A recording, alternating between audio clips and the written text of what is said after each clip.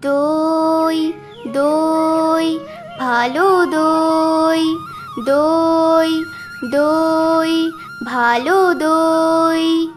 ও প্রহরী প্রহরী, এদিকে শোনো। অমন করে ডাকাডাকি করছো কেন? আমাকে ভয় করো না তুমি?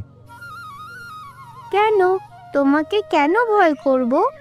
যদি একেবারে রাজার কাছে নিয়ে যাই? রাজার কাছে নিয়ে যাও না আমাকে।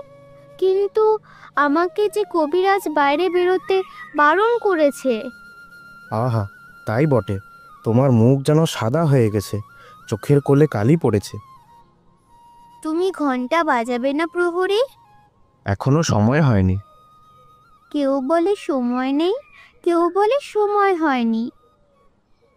সময় যে বসে নেই, সময় কেবলই চলে যাচ্ছে। বেশ ভালো লাগে তোমার ঘন্টা।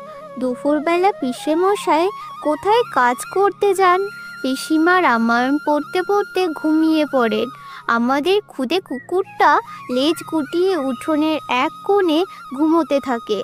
তখন তোমার ঘন্টা বাজে ঢং ঢং ঢং।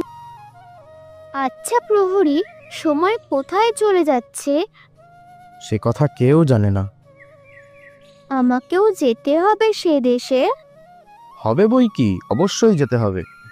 কিন্তু কবিরাজ যে আমায় যেতে বারণ করেছে। কোনোদিন তিনিই স্বয়ং তোমায় নিয়ে যাবেন।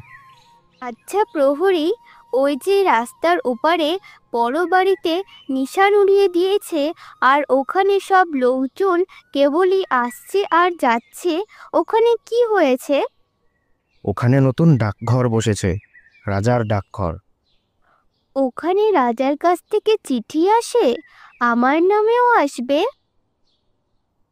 ছেলেটি ভারী মজা, আমারই কি বেশ লেগেছে। আসবে বই কি, একদিন ঠিক আসবে। আচ্ছা, আমার চিঠি এলে আমায় কে এনে দেবে? রাজার যে অনেক ডাকঘর করা আছে, দেখনি? বুকে গোল গোল সোনার তকমা পরে তারা ঘুরে বেড়ায়। বড় হলে আমিও ডাকঘর করা হব। ডাকঘর করা, সে তো ভারী মস্ত কাজ।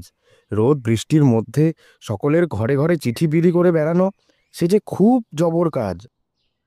তুমি হাসছো কেন? আমার এই কাজটা সবার চেয়ে ভালো লাগে। না না, তোমার কাজও খুব ভালো। দুপুর রাতে তোমার ঘন্টার আওয়াজ শুনি, ঢং ঢং ঢং। ওই যে মোড়ল আসছে, আমি এবার পালাই। ও যদি দেখতে পায় আমি তোমার সাথে গল্প জুড়েছি, তাহলেই মুশকিল বাঁধবে। ওকে বুঝি রাজা মোড়ল করেছে? আরে না না, ও আপনিই মোড়লি করে। যে ওকে না মানতে চায়, ও তার সঙ্গে এমনি লাগে যে ওকে সবাই ভয় করে। সকলের সাথে কেবল শত্রুতা করেই ও নিজের আপন ব্যবসা চালায়। আজ তবে আমি যাই, আমার কাজ কামাই যাচ্ছে।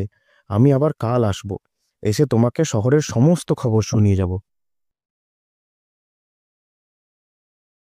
ভিডিওটা যদি আপনাদের ভালো লেগে থাকে তাহলে অবশ্যই লাইক করুন। আর এরকম মজাদার ভিডিও দেখার জন্য আমাদের চ্যানেলটি অবশ্যই সাবস্ক্রাইব করুন।